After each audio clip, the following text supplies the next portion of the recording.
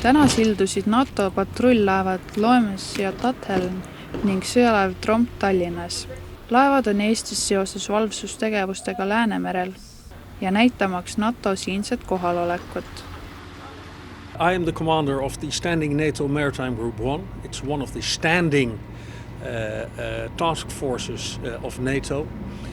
And we are what you might call the first responders. If anything happens in the NATO interest area, we are there to react. We're monitoring the situation. If anything out of the ordinary happens, if there is a perceived threat, obviously we will react.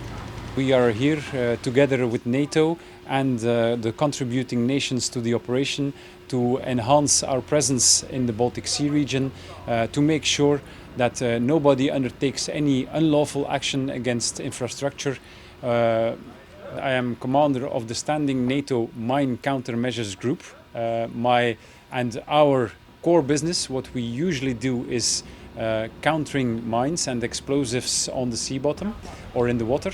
But we are, as a rapid reaction force of NATO, very flexible and ready to react against any emerging threat.